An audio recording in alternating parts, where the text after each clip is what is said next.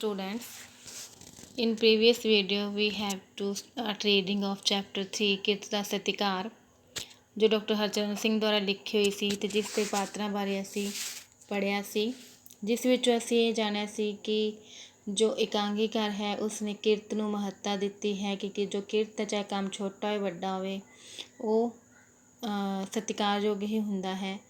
ਤੇ ਯਾਤਰੀ ਸੀ ਜੋ ਬੱਸ ਦੀ ਉਡੀਕ ਕਰ ਰਹੇ ਸੀ। ਸੇਠ ਤੇ ਕੇਸਰ ਦਾ ਮਜ਼ਾਕ ਸੀ ਤੇ ਕੇਸਰ ਵੱਲੋਂ ਇਸਤਰੀ ਨੂੰ ਵੀ ਜਵਾਬ ਸੀ। ਅੱਜ ਪੜ੍ਹਦੇ ਹਾਂ ਕੰਜੂਸ ਸੇਠ ਦੇ ਕੁਝ ਅਸੂਲ। ਸੇਠ ਬੱਸ ਫੜਨ ਦੀ ਕਾਹਲੀ ਵਿੱਚ ਹੈ। ਉਸ ਨੂੰ ਕੇਸਰ ਕਹਿੰਦਾ ਹੈ ਜੇਕਰ ਇੰਨੀ ਜ਼ਿਆਦਾ ਕਾਹਲੀ ਹੈ ਤਾਂ ਉਹ ਟੈਕਸੀ 'ਤੇ ਕਿਉਂ ਨਹੀਂ ਚਲਾ ਜਾਂਦਾ। ਤੇ ਫਿਰ ਸੇਠ ਜਵਾਬ ਦਿੰਦਾ ਹੈ ਕਿ ਜੇ ਉਹ ਰੋਜ਼ ਟੈਕਸੀਆਂ ਕਰਨ ਲੱਗ ਪਿਆ ਤਾਂ ਕਮਾਈਆਂ ਹੋ ਗਈਆਂ। ਉਹ ਕਹਿੰਦਾ ਕਿ ਜਾਨ ਮਾਰ ਮਾਰ ਕੇ ਪੈਸਾ ਕਮਾਇਆ ਜਾਂਦਾ ਹੈ। ਫਿਰ ਜਦੋਂ ਕੰਜੂਸ ਸੇਠ ਨੂੰ ਜੋ ਕੇਸਰ ਕਹਿੰਦਾ ਵੀ ਇੰਨੀ ਕਾਹਲ ਲੱਗੇ ਟੈਕਸੀ ਕਰ ਲਏ, ਤਾਂ ਸੇਠ ਕਹਿੰਦਾ ਜੇ ਮੈਂ ਰੋਜ਼ ਹੀ ਟੈਕਸੀ 'ਤੇ ਜਾਣ ਲੱਗ ਗਿਆ ਨਾ ਫਿਰ ਤਾਂ ਮੇਰੀ ਪੈ ਗਈ ਪੂਰੀ, ਜਿਵੇਂ ਇੰਨੀ ਸਾਰੀ ਕਮਾਈ ਮੇਰੀ ਟੈਕਸੀਆਂ ਵਿੱਚ ਚਲੀ ਜਾਏਗੀ। ਫਿਰ ਹੈ ਬੂਟ ਪਾਲਿਸ਼ ਕਰਨ ਵਾਲੇ ਮੁੰਡੇ ਦਾ ਆਉਣਾ। ਜੋ ਮੁੱਖ ਪਾਤਰ ਹੈ ਕਿਸ਼ਨ, ਉਹ ਬੂਟ ਪਾਲਿਸ਼ ਕਰਨ ਵਾਲਾ ਲੜਕਾ ਉੱਥੇ ਬੱਸ ਅੱਡੇ 'ਤੇ ਆਉਂਦਾ ਹੈ।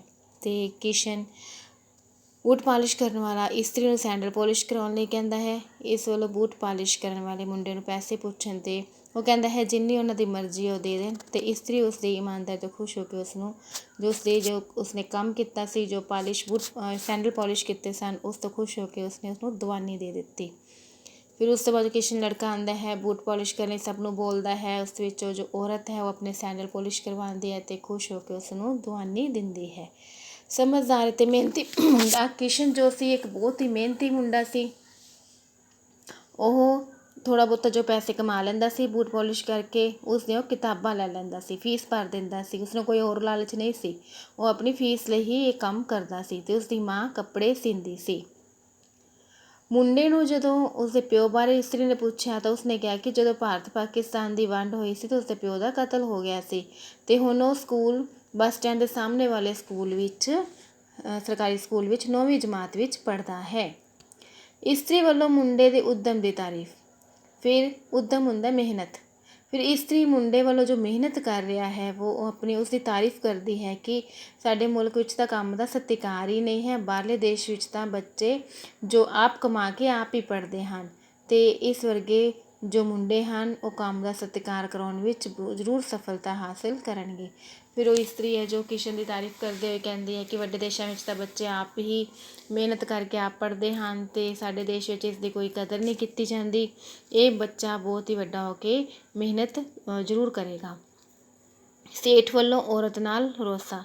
ਫਿਰ ਜੋ ਔਰਤ ਹੈ ਉਹ ਪਾਲਿਸ਼ ਕਰਾਉਣ 'ਤੇ ਮੁੰਡੇ ਨੂੰ ਦਵਾਨੀ ਦੇ ਦਿੰਦੀ ਹੈ ਤਾਂ ਸੇਠ ਕਹਿੰਦਾ ਹੈ ਤੂੰ ਤਾਂ ਭਾਈ ਵਿਗਾੜਤਾ, ਬੂਟ ਪਾਲਿਸ਼ ਕਰਵਾਉਣੇ ਸਨ। ਇਸ ਲਈ ਸੇਠ ਨੂੰ ਕਹਿੰਦੇ ਕਿ ਦਿਲ ਵੱਡਾ ਰੱਖਣਾ ਚਾਹੀਦਾ, ਇਹ ਜਿਹੇ ਬੱਚੇ ਦੀ ਮਦਦ ਉਂਝ ਹੀ ਕਰ ਦੇਣੀ ਚਾਹੀਦੀ ਹੈ।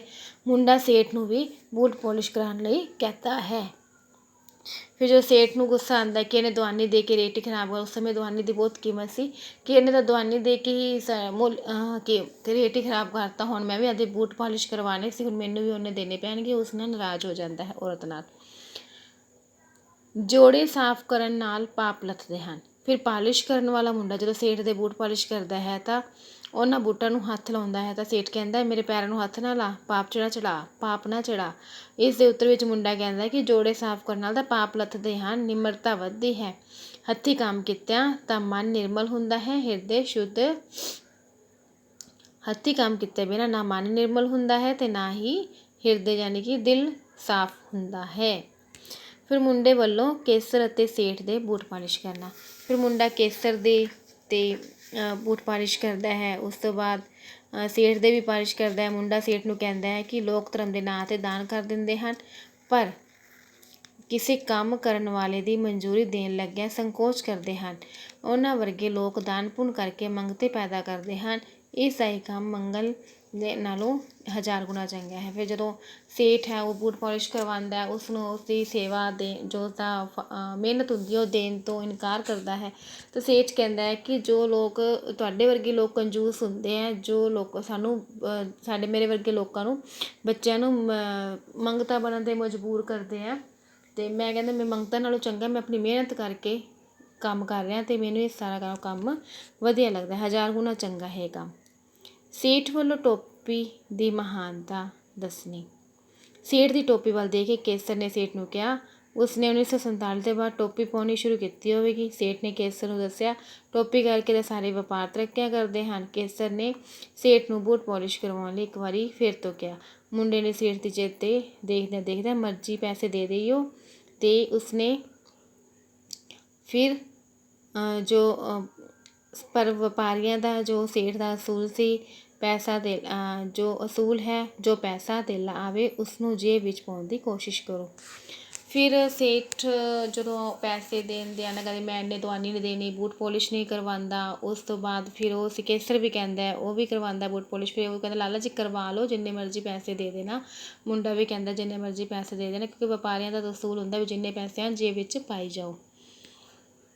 ਮੰਗਤੀ ਨੂੰ ਇਸਤਰੀ ਅਤੇ ਮੁੰਡੇ ਵੱਲੋਂ ਇੱਕ ਦਾਣਾ ਦੇਣਾ।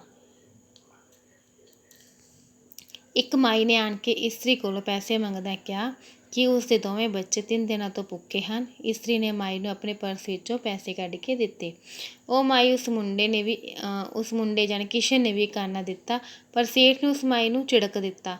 ਮੁੰਡੇ ਨੇ ਕੇਸਰ ਨੂੰ ਕਿਹਾ ਕਿ ਇੱਕ ਗਰੀਬ ਹੀ ਗਰੀਬ ਦਾ ਦਰਦ ਸਮਝ ਸਕਦਾ ਹੈ। ਫਿਰ ਉਹ ਮੰਗਤੀ ਆਉਂਦੀ ਹੈ ਉੱਥੇ ਮੰਗਣ ਵਾਸਤੇ ਕਿ ਉਸਦੇ ਬੱਚੇ ਭੁੱਖੇ ਹਨ। ਔਰਤ ਵੀ ਪੈਸੇ ਕੱਢ ਕੇ ਦੇ ਦਿੰਦੀ ਹੈ। ਕਿਸ਼ਨ ਜੋ ਬੂਟ ਪਾਲਿਸ਼ ਕਰਦਾ ਉਹ ਵੀ ਇੱਕ ਆਨਾ ਦੇ ਦਿੰਦਾ ਹੈ। ਤਾਂ ਸੇਠ ਕੋਲੋਂ ਮੰਗਦੇ, ਸੇਠ ਉਸਨੂੰ ਭਜਾ ਦਿੰਦਾ, ਜਾਣੀ ਕਿ ਝਿੜਕ ਦਿੰਦਾ। ਅਤੇ ਫਿਰ ਉਹ ਜੋ ਮੁੰਡਾ ਹੈ ਕਿਸ਼ਨ ਹੈ, ਉਹ ਕੇਸਰ ਨੂੰ ਕਹਿੰਦਾ ਹੈ ਕਿ ਗਰੀਬ ਦਾ ਦਰਦ ਗਰੀਬ ਹੀ ਸਮਝ ਸਕਦਾ ਹੈ। ਸੇਠ ਵੱਲੋਂ ਅਖਬਾਰ ਲੈ ਕੇ ਪੜ੍ਹਨਾ। ਕੁਝ ਦੇਰ ਬਾਅਦ ਫਿਰ ਅਖਬਾਰ ਵੇਚਣ ਵਾਲੇ ਆ ਜਾਂਦੇ ਹਨ। ਸੇਠ ਪੜ੍ਹਦਾ ਹੈ ਕਿ ਸੋਨੇ ਚਾਂਦੀ ਦੇ ਭਾਅ ਡਿੱਗ ਪਏ ਹਨ।